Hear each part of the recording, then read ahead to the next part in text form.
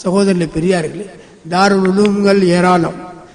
ஆரம்ப காலத்தில் உள்ள தாருல் உலூம்களுடைய சரித்திரங்களை பார்த்தா அங்க வெளியாகக்கூடிய ஒவ்வொரு ஆலிமும் இஸ்லாத்துக்காக வேண்டி தங்களையே தங்கள் குடும்பங்களையே அர்ப்பணித்தவர்களா இருக்கிறார். ஆலிம் மட்டுமில்ல, அவர் மனைவி மௌலானா காசிம் நானோத்வி ரஹ்மத்துல்லாஹி அலைஹி இந்த இல்முடைய ஆக பெரிய தேவ்பந்த் மதரசாவுடைய ஆரம்ப மனிதர். அல்லாஹ் தஆலா இவருடைய கபர்களை பிரகாசமாக்கி வைக்கிறார். என்ன பெரிய ஆலிம் மௌலானா காசிம் நானோத்வி.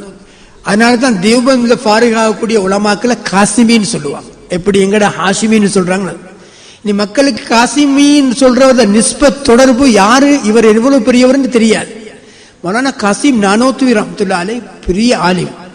அவங்களுடைய இல்மை கொண்டு மாணவர்கள் மட்டும் பயனடைய இல்ல, பூரா இந்தியாவுடைய கண்டத்தில் உள்ள முஸ்லீம்கள் எந்த அளவுக்கு ஆங்கிலேய அரசாங்கமே பயந்தது. ஒரு ஆலிம், அவங்க பெரிய பெரிய கன் எல்லாம் வச்சு சுடுறதுக்கு பழக இல்ல, அவங்களுடைய ஈமான் நுபுவத்துடைய இல்மு இருந்தது, அதன்படி அமல் இருந்தது. அவங்களுடைய வார்த்தைகள் மக்களுடைய உள்ளத்தை கவரக்கூடியதா இருந்தது. இவ்வளவு பெரிய ஒரு ஆலிம் நிக்காவுடைய வயசு வந்துருச்சு. மௌலானா காசிம் நானோத்வி ரஹ்மத்துல்லாஹி தேவ்பந்துடைய ஸ்தாபகர். எங்க மதரசா ஆரம்பிச்சாங்க? பெரிய பில்டிங் கட்டி எங்களை மாதிரி பெரிய பள்ளிவாசல்ல ஆரம்பிக்கல. ஒரு மாதள மரம் கீழே, சாதாரண மாதளம் பழம் மரத்துக்கு கீழே தான் ஆரம்பிச்சாங்க.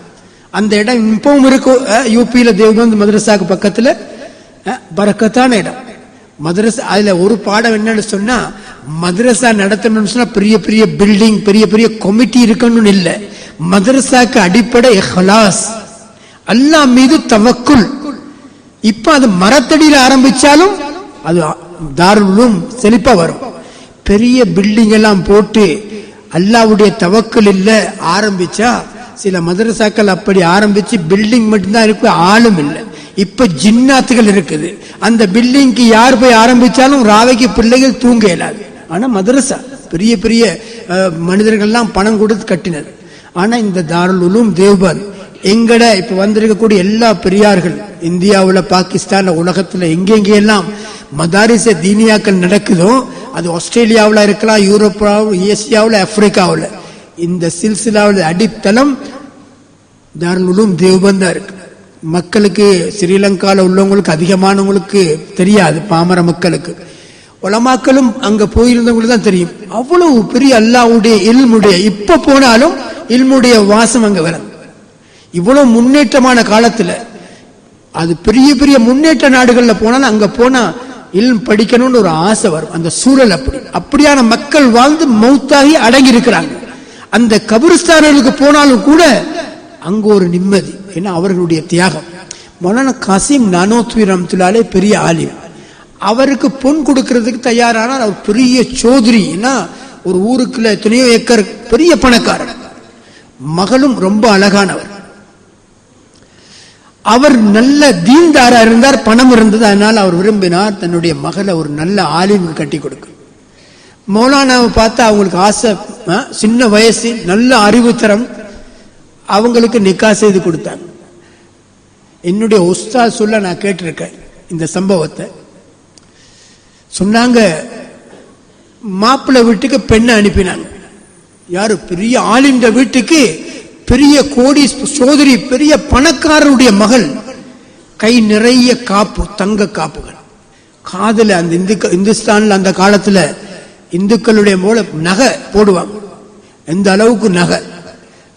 மகளும் ரொம்ப அழகான பெண், பெரிய குடும்பம். வீட்டுக்கு வந்தா ஹஜ்ரத் மௌலானா காசிம் நானோத்வி ரஹ்மத்துல்லாஹி அலைஹி பெண்ணை பார்த்தாங்க. பெண்ணுடைய கைகள் எல்லாம் வளையல்களால மறைக்கப்பட்டிருக்கு. அவ்வளவு பெரிய தங்க நகைகள் அப்போதுமதியான. மௌலானா இஸ்லாமிய அடிப்படையில் சலாம் சொன்னாங்க. பேசிக்கொண்டிருக்கையில சொன்னாங்க, என்னுடைய அருமை மனைவி, அல்லாஹ் தாலா உங்களை எனக்கு மனைவியா தந்திருக்கிறான். ஆனா இந்த நேரத்தில் முஸ்லிம்களுடைய ஜிஹாத் நடக்குது துருக்கியில, உஸ்மானியா ஹிலாஃபத். அவங்களுக்கு ஆக தேவை பணமா இருக்குது. அதனால நான் விரும்புறேன், நீங்க அல்லாஹ்வுக்காக வேண்டி உங்களோட இந்த நகையெல்லாம் அந்த ஜிஹாத் செய்யக்கூடியவங்களுக்கு ஹதியா செய்யுங்க. அந்த பெண் தீன்தாரான பெண், பணக்காரர். உடனே எல்லாத்தையும் கலட்டி கொடுத்துட்டாங்க மௌலானா கையில். மௌலானா உடனே அதுக்கு ஏற்பாடு செஞ்சு முஜாஹிதீன்களுக்கு அனுப்பிட்டாங்க. இப்ப பெண் வீட்டார் வந்தாங்க, ஒரு மாசத்துக்கு பிறகு பெண்ணை கூட்டிட்டு போறதுக்கு வீட்டுக்கு கல்யாணம் வந்து கட்டினோன்னா பெண்ணை மாப்பிள்ளை வீட்டுல கொண்டு வந்து விட்டாங்க. இப்ப கூட்டிட்டு போக வந்தாங்க. வந்தா பெண்ணுடைய கையில காதுல மூக்குல எல்லாம் ஒண்ணுமே இல்லை. இப்ப மௌலானா அதை பத்தி நினைக்கல, பர்தாவை போட்டாங்க. பெண் வீட்டுக்கு கூட்டிட்டு போனா உம்மா வாப்பா உம்மா பெண்கள் பெண் வீட்டுடைய பெண்கள் பார்த்தாங்க, எங்கட பிள்ளையோட கழுத்துல கையில ஒண்ணும் இல்லையே, மாப்பிள்ளை வீட்டுல இருந்து வந்திருக்கிறாங்களே. இப்ப ஊர்ல உள்ள மக்கள் வருவாங்களே பெண் பார்க்கறதுக்கு, ஒரு மாசத்துக்கு போற வந்திருக்கு பிள்ளைன்னு சொல்லி, எங்க சொந்தக்காரவங்க எல்லாரும் பணக்காரவங்க. இப்ப அவங்க என்ன நினைப்பாங்க தெரியாதுன்னு சொல்லி கவலை. உடனே வாப்பாவை வரவழைச்சி கணவனை இப்படி சொல்லவும் அவர் சொன்னார், ஒன்னும் கவலைப்படாதீங்க, நான் இன்றைக்கே போய் பஜார்ல என்ன அந்த அளவுக்கு எப்படி நகை போட்டு அனுப்பினாங்களோ அதே அளவுக்கு நகைய வாங்கி கொண்டாந்து பெண்ணை திரும்ப ஜோடிச்சு காதல எல்லாம் அழகான முறையில் அதை விட அதிகமா. இப்ப எல்லாரும் வந்து பார்த்தவங்க சந்தோஷம். பெரிய ஆலிமா இருந்தாலும் பெண்ணை கண்ணியமா வச்சிருக்கிறார். ஏன்னா எங்கட காலத்துல மாதிரிதான் கண்ணியத்தை பாக்குறது நகையை வச்சுதான், தக்குவாவா பர்தாவா போட்டிருந்தா பாக்குறது இல்லை. ஏன்னா அந்த காலத்துல அப்படி இருந்தது. இப்ப ஒரு மாசத்துக்கு பிறகு திரும்ப மாப்பிள்ளை வீட்டுக்கு கொண்டாந்து விட்டாங்க. இப்ப பார்த்தா பர்தாவில் வந்த பெண் பர்தாவை கழட்டினா திரும்ப அதே அளவுக்கு நகைகள் போடப்பட்டிருக்கு. ஹஜ்ரத் மௌலானா காசிம் நானூத்தி ரஹ்மத்துல்லாஹி அலைஹி கவலைப்பட்டாங்க, நான் செய்த பெரிய ஒரு தவறு, என்னுடைய மனைவியிட்ட நான் தெரியாம அவங்களுடைய நகைகள் எல்லாம் ஜிஹாதுக்காக கொடுக்கும்படி அதியா செய்யும்படி சொல்லிட்டேன். அதை சொன்னாங்க, என்னுடைய அருமை மனைவி, இந்த நகையோட தான் நீங்க இருக்கணும், இதுக்கு பிறகு இந்த நகையை பத்தி நான் ஒன்னும் சொல்ல மாட்டேன். ஏன்னா நீங்க இங்கிருந்து போக்குல ஒரு நகையும் இல்ல, திரும்ப போட்டு அனுப்பி இருக்கிறாங்க, திரும்ப நான் சொல்லி நீங்க செஞ்சா திரும்ப உங்களை வாப்பமார் திரும்ப வேண்டி, அதனால அவங்க உலமாக்களை பத்தி தவறா நினைக்கக்கூடிய ஒரு சூழல் ஏற்படும். அதனால உங்களோட நகையை நீங்க அப்படியே வச்சிருங்க, வீட்டுக்கு போற நேரம் நீங்க தாராளம் போட்டு. அந்த பெண் தீன்தாரான பெண்ணாக இருந்ததுனால அவங்க சொன்னாங்க, மௌலானா நீங்க என்னுடைய கணவன், அல்லாவுக்கு ரொம்ப விருப்பமானவங்க, நீங்க எதை சொன்னாலும் நான் செய்ய தயார், இந்த முறை நீங்க சொல்ல வேணா நானே தாரேன்னு எல்லா நகையும் கழட்டி கொடுத்தாங்க. மௌலானா சொன்னாங்க, தேவையில்லை, நீங்க வீட்டுக்கு போனா திரும்ப உங்க தாய் தந்தையருக்கு கஷ்டமாயிரும். ஏன்னா தாய் தந்தையர் தீன்தார் வர்றாங்களே வெளியில இருந்து பெண்கள், அவங்க எப்படி பேசுவாங்கன்னு தெரியாது. உலமாக்களை திட்டுவாங்க, இப்படி மௌலியை கொடுத்துட்டீங்களா பாருங்க, நகை எல்லாத்தையும் திண்டுட்டானேன்னு சொல்லுவாங்க. நகை போட்டு பொண்டாட்டியை கூட்டிட்டு போயிட்டாலே மௌலி ஏசுறா, எவ்வளவு நல்ல நல்ல நகை லேட்டஸ்ட் எல்லாம் இருக்குது, உங்களை மௌலானாக்கு ஒரு லேட்டஸ்ட் தெரியா போலன்னு சொல்லுவாங்க. நகை போட்டு கூட்டிட்டு போயிட்டான், நகை இல்லாம போனா ஏசுவாங்க, ஏசாம இருப்பாங்களா? ஆனா சகோதரர் பெரியார் இவ்வளவு பெரிய, இப்ப என்ன நடக்குது, தீன் வந்தா அந்த வீட்டில இருந்து அல்லாஹ் தஆலா அப்படியான உலமாக்கள் உண்டாக்கும். இப்ப மௌலானா காசிம் நானூத்தி ரஹ்மத்துல்லாஹி அலைஹியுடைய மனைவி சொன்னாங்க, மௌலானா இன்றையிலிருந்து நான் உங்கள்கிட்ட அரபியுடைய லோகத் படிக்க விரும்புறேன், படிச்சு நான் ஹதீஸ் படிக்கணும், தீனுடைய ஹித்மத்தை நானும் பெண்களுக்கு மத்தியில் செய்யணும்னு ஒரு ஆசை வந்துச்சு. மௌலானா காசிம் நானூத்வி இந்த லோகத்துல ஆக முக்கியமான அஜ்னாஸ் இந்த கிதாபுகளை படிச்சு கொடுத்தாங்க.